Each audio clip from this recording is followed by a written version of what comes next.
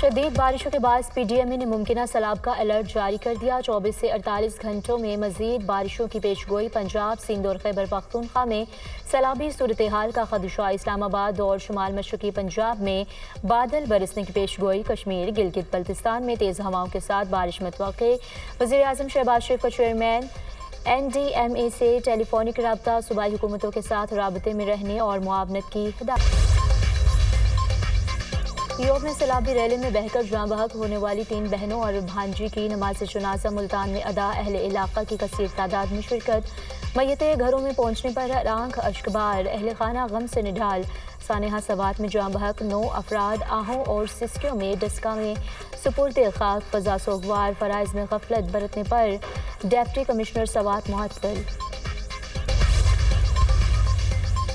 دریائے سوات میں early flood warning system نصب نہ ہونے کا انکشاف۔ ذرائع کے مطابق 2010 سے ارلی فلڈ وارننگ سسٹم دیا گیا لیکن تاحال نصب نہیں کیا گیا۔ سسٹم متعلقہ اداروں کے ساتھ غیر فعال دفاتر میں پڑا ہے۔ دریائے سوات پر ارلی فلڈ وارننگ سسٹم فعال ہوتا تو قیمتی جانوں کا ضیاع نہ ہوتا۔ شمالی وزیرستان میں 13 جوان وطن پر قربان۔ میر علی میں سیکیورٹی فورسز کے قافلے پر دہشت گردوں کا حملہ۔ فتنہ الخارج کے خودکش حملے میں 13 جوانوں نے جام شہادت نوش کیا۔ فائرنگ کے تبادلے میں 14 خارجی جہنم واصل۔ حملہ بھارت کی دہشت گرد ریاست کی منصوبہ بندی اور نگرانی میں فتنہ الخارج نے کیا۔ گاڑی میں سوار خودکش حملہ آور نے سیکیورٹی فورسز کے قافلے کو نشانہ بنانے کی کوشش کی۔ قافلے کے آگے موجود دستے نے بروقت کارروائی کرتے ہوئے اس کے مذموم منصوبے کو ناکام بنا دیا۔ خارج نے بارود سے بھری گاڑی قافلے کے اگلے دستے کی ایک گاڑی سے ٹکرا دی۔ افسوسناک اور شفاق واقعے میں 2 بچے اور ایک خاتون شدید زخمی ہوئی۔ سیکیورٹی فورسز قوم کے تعاون سے انڈین اسپانسرڈ دہشت گردی کے خاتمے کے لیے پرعزم ہیں۔ ہمارے بہادر جوانوں کی ایسی قربانیاں دفاع وطن کے لیے ہمارے عزم کو مزید غیر متزلزل بناتی ہیں۔ ISPR صدر مملکت وزیر اعظم کی سیکیورٹی فورسز کے قافلے پر حملے کی شدید مذمت۔ بزدلانہ حملے میں شہید جوانوں کو خراج عقیدت۔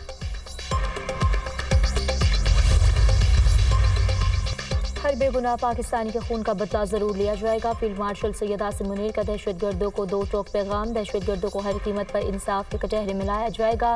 دہشت گردی کے مکمل خاتمے تک جدوجہد جاری رہے گی۔ تمام سہولت کاروں، مددگاروں اور منصوبہ سازوں کا تعاقب دیا جائے گا۔ پاکستان کے عوام ہر قسم کی دہشت گردی کے خاتمے کے لیے متحد ہیں۔ داخلی استحکام کو نقصان پہنچانے کی ہر کوشش کا فوری اور فیصلہ کن جواب دیا جائے گا۔ خطے میں دہشت گردی کے اصل چہرے کو پوری دنیا کے سامنے بے نقاب کیا جائے گا۔ فیلڈ مارشل نے سیکیورٹی فورسز کے غیر متزلزل حوصلے اور عزم کو سراہا۔ فیلڈ مارشل سید عاصم منیر کا کور ہیڈ کوارٹرز پشاور کا دورہ۔ بنو گیریزن میں شہداء کی نماز جنازہ میں شرکت کی۔ CMH بنو میں زخمیوں کی عیادت بھی کی۔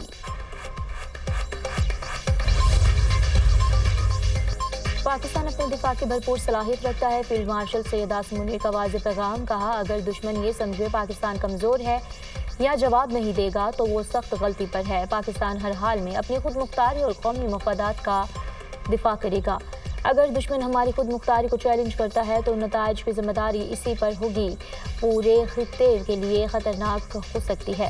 آج ہم پہلے سے کہیں زیادہ مضبوط اور پرعزم ہیں۔ بھارت جان بوجھ کر خطے میں کشیدگی پیدا کر رہا ہے۔ بھارت جاری اسٹریٹجک اہمیت سے سیاسی فوائد حاصل کرنا چاہتا ہے۔ بھارت اشتعال انگیزوں کے باوجود پاکستان نے امن کو ترجیح دی۔ دشمن مسلسل ہماری ترقی کی راہ میں رکاوٹ ڈالنے کی کوشش کر رہا ہے۔ پاکستان روشن مستقبل کی طرف گامزن ہے۔ پاکستان ہمیشہ کشمیریوں کی سیاسی، اخلاقی اور سفارتی حمایت کرتا رہے گا۔ کشمیر کے منصفانہ پرامن حل تک امن قائم نہیں ہو سکتا۔ فیلڈ مارشل سید عاصم منیر کا PNS رہبر میں پاسنگ آؤٹ پریڈ سے خطاب۔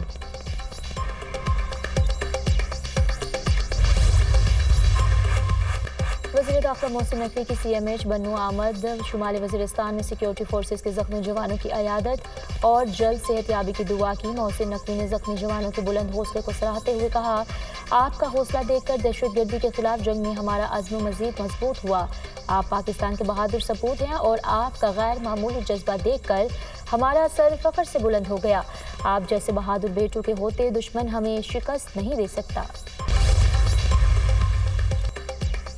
کسی نے نہیں سوچا تھا کہ ہم فردو پلانٹ پر حملہ کریں گے۔ سب کہتے تھے یہ جگہ ناقابل تسخیر ہے، لیکن ہم نے کر دکھایا۔ امریکی صدر ٹرمپ کا فاکس نیوز کو انٹرویو، کہا جوہری مواد کی منتقلی انتہائی مشکل ہے، تصویروں میں نظر آنے والے صرف خود کو بچانے کی کوشش کر رہے تھے۔ امریکی صدر اسرائیلی وزیر اعظم نتن یاہو کے خلاف عدالتی کارروائی پر برہم، سوشل میڈیا پر اپنے پیغام میں لکھا امریکہ عدالتی کارروائی کو ہرگز برداشت نہیں کرے گا۔ نتن یاہو یرغمالیوں کی رہائی کے لیے حماس سے ڈیل کی کوشش کر رہے ہیں۔ کیسے ممکن ہے ایسا وزیر اعظم سارا دن عدالت میں گزارے؟ نتن یاہو کے ساتھ جو کچھ کیا جا رہا ہے وہ خوفناک ہے۔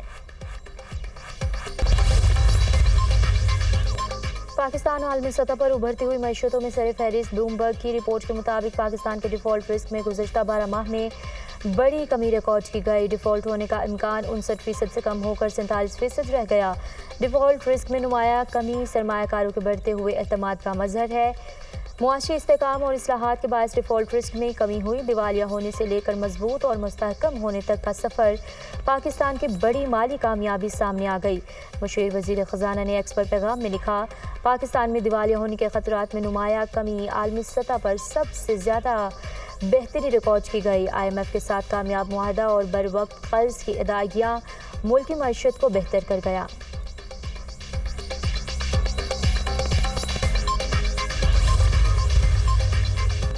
وزیر اعظم شہباز شریف کا پاکستانی معیشت میں استحکام کے حوالے سے بلومبرگ کی رپورٹ پر اظہار اطمینان، کہا رپورٹ میں مختلف شعبوں میں اہم ادارہ جاتی اصلاحات، عالمی مالیاتی ادارے کے ساتھ کامیاب معاہدے اور بروقت قرض کی ادائیگی کا اعتراف کیا گیا ہے، جو یقینی طور پر حکومتی معاشی صورتحال میں بہتری کا ثبوت ہے۔ پاکستان ان چند ممالک میں شامل ہے جنہوں نے بلومبرگ کی رپورٹ کے مطابق پچھلے 12 مہینوں میں معیشت میں سب سے زیادہ بہتری دکھائی۔ پاکستان اپنے مضبوط معاشی مستقبل کی جانب تیزی سے گامزن ہے۔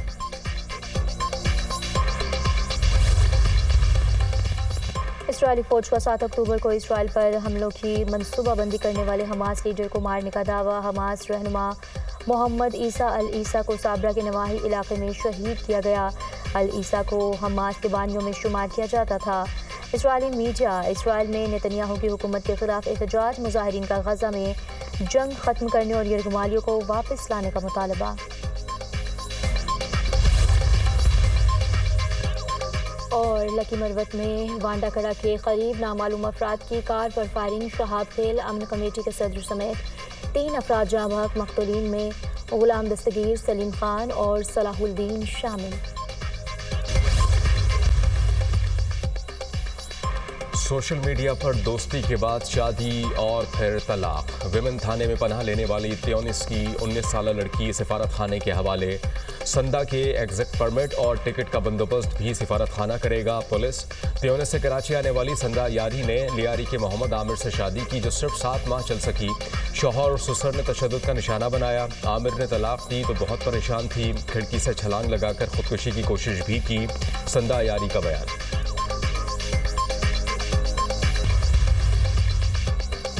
صدی کی سب سے بڑی اور دنیا کی مہنگی ترین شادی، بانی ایمیزون جیف بیزوس شادی کے بندھن میں بندھ گئے۔ 61 سالہ جیف بیزوس نے 55 سالہ T V host Lauren Sanchez سے شادی کر لی۔ جیف بیزوس کی شادی کی تقریب اٹلی کے شہر وینس میں منعقد ہوئی۔ خاندان کے 70 افراد سمیت 200 افراد کو مدعو کیا گیا تھا۔ شادی کی باقاعدہ تقریب سان جارجیو جزیرے پر ہوئی، جسے میڈیا نے خفیہ رکھا گیا۔ شادی پر تقریباً 15 ارب روپے سے زائد اخراجات آئے۔